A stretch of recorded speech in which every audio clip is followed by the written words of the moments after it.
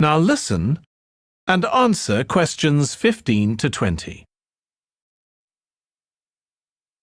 The sheep market is one of the main centres for art and history in the whole of the country. If you look at our map, you'll see some of the main attractions there. Most visitors start from Crawley Road at the bottom of the map. The Reynolds House is one of the oldest houses in the city and is open to the public. It's on the north side of Crawley Road, next to the footpath that leads to the public gardens. The area is particularly interesting for its unusual sculptures. The thumb is just what its name suggests, but it's about 10 metres high. You'll see it on Hill Road, across the road from the bank. The museum's got a particularly fine collection of New Zealand landscapes. It's on the east side of the sheep market, on City Road.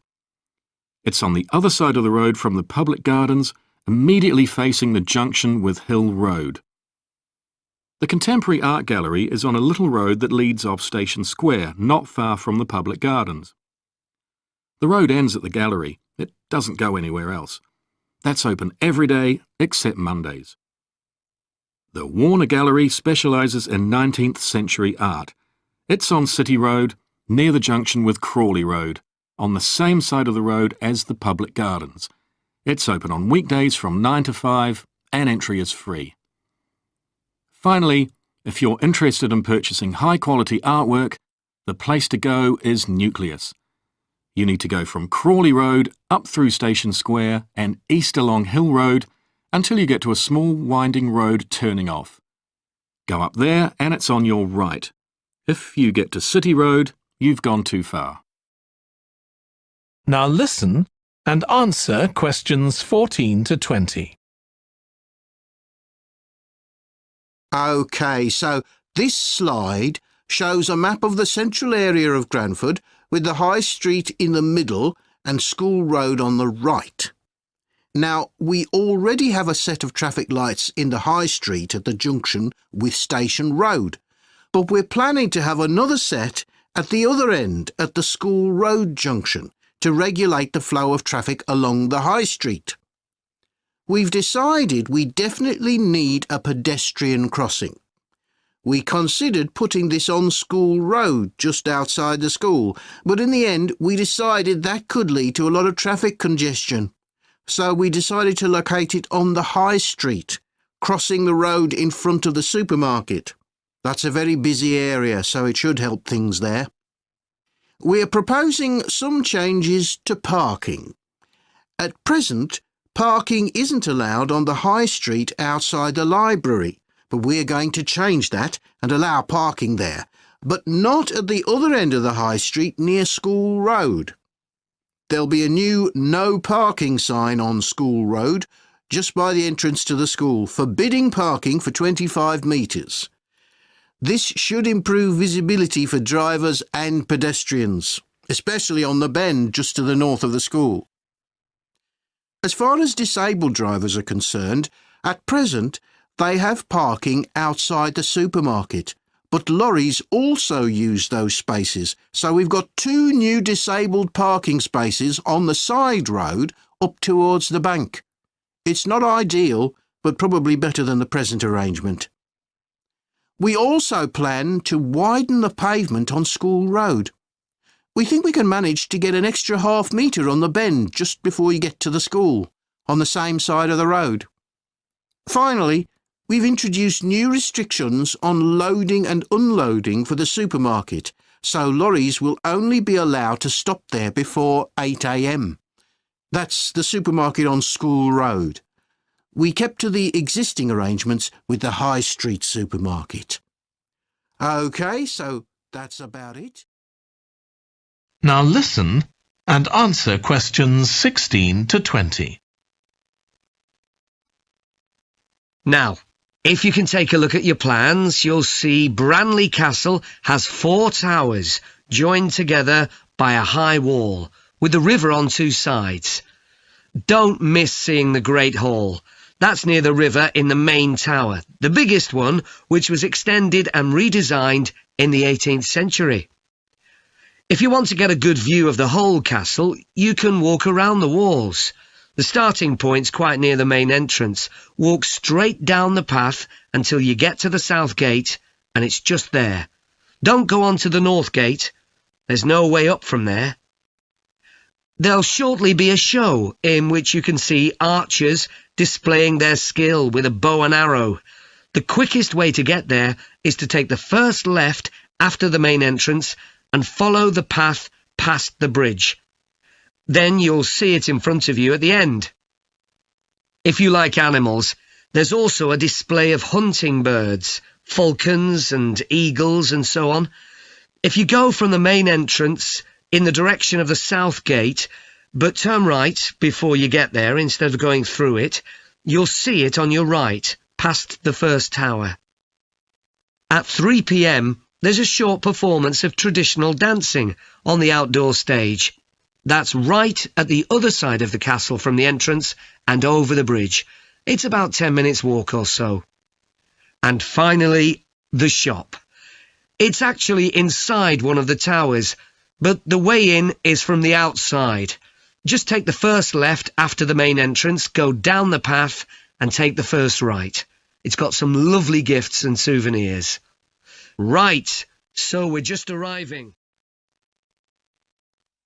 Now listen and answer questions 17 to 20. Okay, that was something about the collections, and now here's some more practical information, in case you need it. Most of the museum facilities are downstairs in the basement, so you go down the stairs here.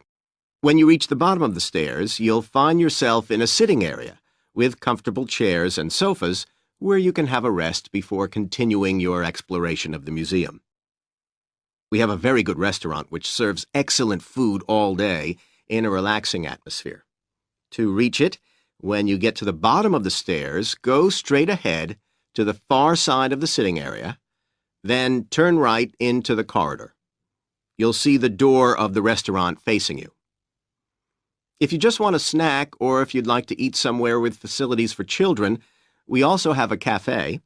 When you reach the bottom of the stairs, you'll need to go straight ahead, turn right into the corridor, and the cafe is immediately on the right.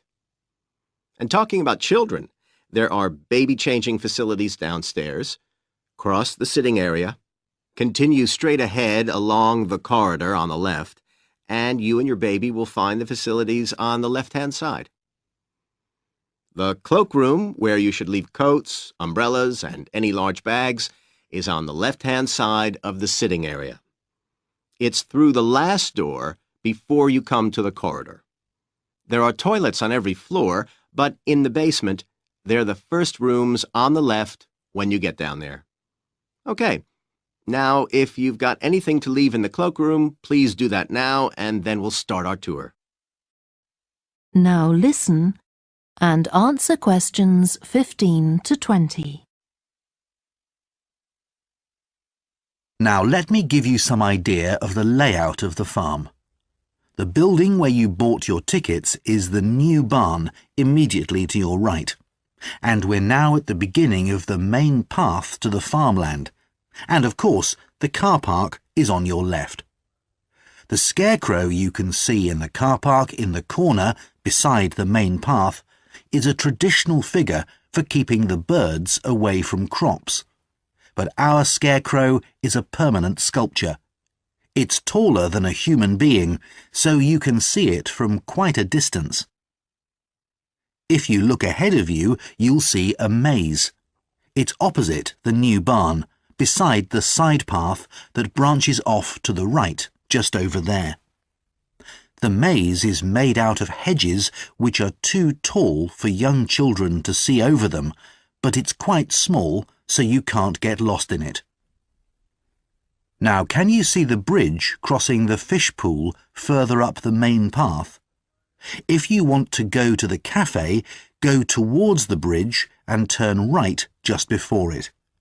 Walk along the side path and the cafe's on the first bend you come to. The building was originally the schoolhouse, and it's well over 100 years old. As you may know, we run skills workshops here, where you can learn traditional crafts like woodwork and basket making. You can see examples of the work and talk to someone about the courses in the Black Barn. If you take the side path to the right, here, just by the new barn, you'll come to the Black Barn, just where the path first bends. Now, I mustn't forget to tell you about picnicking, as I can see some of you have brought your lunch with you. You can picnic in the field, though do clear up behind you, of course. Or if you'd prefer a covered picnic area, there's one near the farmyard, just after you cross the bridge. There's a covered picnic spot on the right. And the last thing to mention is Fiddy House itself. From here you can cross the bridge, then walk along the footpath through the field to the left of the farmyard.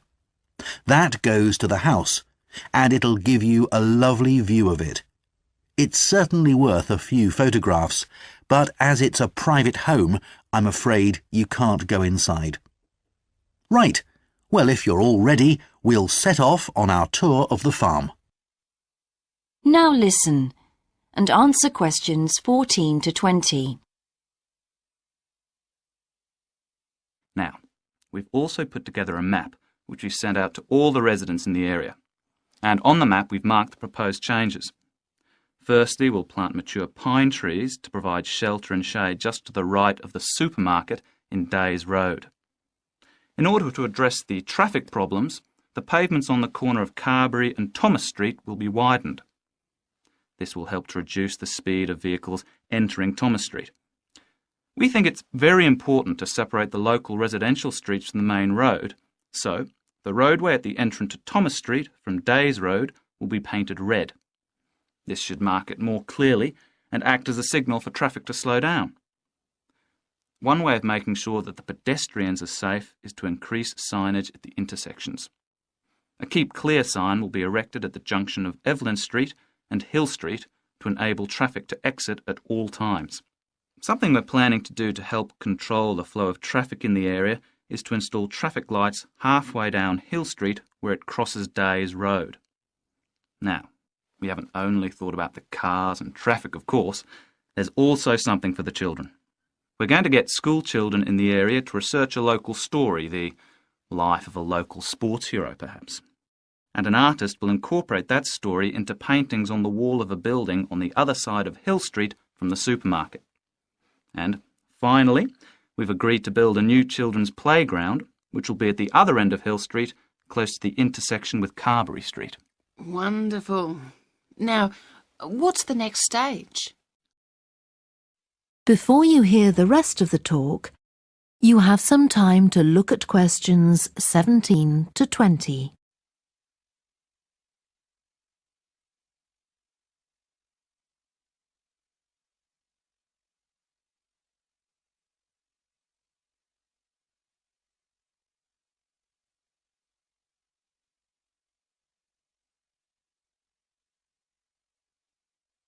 Now listen and answer questions 17 to 20. Now, a word about the layout of the building. The auditorium, stage and dressing rooms for the actors are all below ground level. Here on the ground floor, we have most of the rooms that the public doesn't see. The majority are internal, so they have windows in the roof to light them. Standing here in the foyer, you're probably wondering why the box office isn't here, where the public would expect to find it. Well, you might have noticed it on your way in. Although it's part of this building, it's next door, with a separate entrance from the road. For the theatre manager's office, you go across the foyer and through the double doors. Turn right, and it's the room at the end of the corridor, with the door on the left.